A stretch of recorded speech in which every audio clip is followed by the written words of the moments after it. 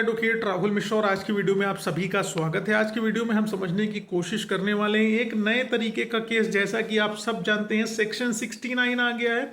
शादी का झांसा देते हुए संबंध बनाने को लेके अलग तरीके से एक कानून बना दिया गया है, क्रिमिनलाइज कर दिया गया है इस चीज को। और दूसरी चीज, अब झांसे नए नए तरीके के आने लगे। एक नए तरीके का झांसा हमने आज सुना कि झांसा, ऐसा झांसा जो दवाई कराने के नाम पर झांसा है। महिला का कहना है कि उनको दवाई कराने के नाम पर झांसा दिया गया और उनके साथ दूसरे शहर ले जाके शारीरिक संबंध बनाए गए। अब चूंकि केस की फैक्ट बहुत बड़ी है, थोड़ा सा डिटेल में मैं आपको बताऊंगा, लेकिन उससे पहले मेरी आपसे रिक्वेस्ट है कि अगर आप लोग चैनल पर नए हैं, ये पहली बार आ रहे हैं या अभी तक आप लोगों ने इसे सब्सक्राइब नहीं किया, तो प्लीज़ सब्सक्राइब करिएगा। साथ ही साथ एक हम्बल रिक्वेस्ट और है, अगर आपने मुझे फेसबुक, इंस्टाग्राम, ट्विटर पर नहीं फॉलो किया तो वहाँ फॉलो करिए। आपको लिंक डिस्क्रिप्शन में मिल जाएगा समस्त चीज़ों का। चलिए हम लोग वीडियो स्टार्ट करते हैं। देखिए, एक महिला है जो कि शादीशुदा है और उनके साथ जो है ये चल रहा है कि उन्होंने अपने पति के ऊपर, करंट हस्बैंड के ऊपर केस रजिस्टर करा रखा है और पति से उन्होंने हैवी मेंटेनेंस क्लेम कर रखा हुआ, मेंटेनेंस मांग रखा हुआ।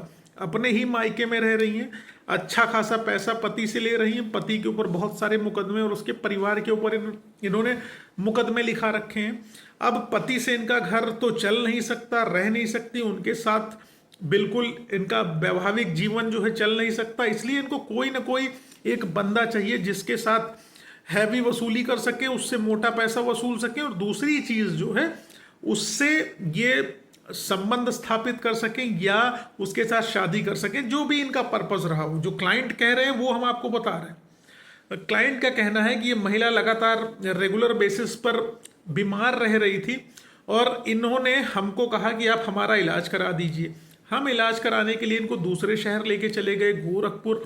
वहां पर इनका इलाज कराए, इलाज करा के इनको हंसी खुशी वापस लाके इनके घर पे छोड़ दिया।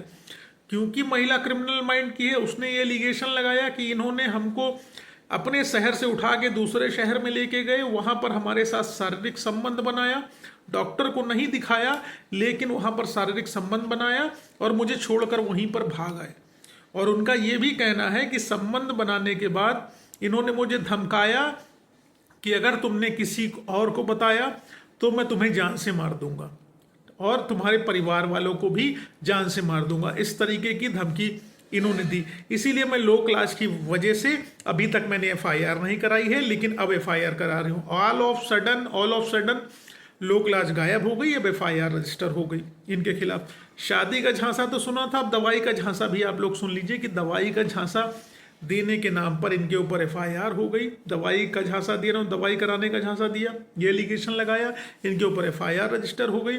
पुलिस आप जान ही रहे हो क्या करती है और क्या चीजें होती हैं। अब आप समझ लीजिए किस किस लेवल पर केसेस रजिस्टर हो रहे हैं, किस किस तरीके से एफआईआर हो रही है।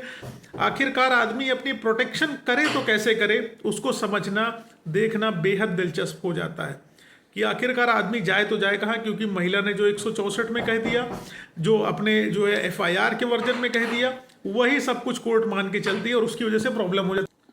तो ये आप समझ लीजिए कि हमारे देश में जेंडर न्यूट्रल कानून नहीं है, पुरुषों की बर्बादी वाले ही कानून है, पुरुषों के पक्ष में किसी प्रकार का कानून नहीं है, सिर्फ और सिर्फ महिलाओं के फेवर में कानून है। महिला के साथ क्या अगर कोई जबरदस्ती शारीरिक संबंध बना सकता है तो क्या पुरुष के साथ नहीं बना सकता? कई ऐसी महिलाएं हैं जो बहुत ज्यादा जबरदस्ती पुरुषों के साथ सेक्सुअल इंटरकोर्स करने के लिए करती हैं, कई ऐसे पुरुष भी हैं।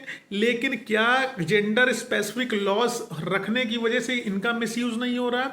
इनका हैवी तरीके से मिसयूज हो रहा है। अब ये भाई साहब की लग गई लंका, इनकी तो कहानी लग जाएगी, इनके परिवार की कहानी लग जाएगी।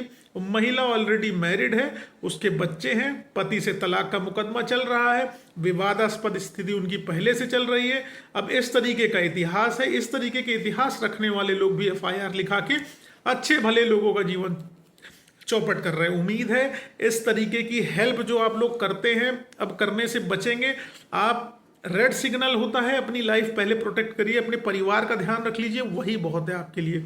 उम्मीद है इस जानकारी से कुछ ना कुछ हेल्प मिलेगी। अगर ऐसा है तो वीडियो को लाइक, शेयर, सब्सक्राइब करना मत भूलना।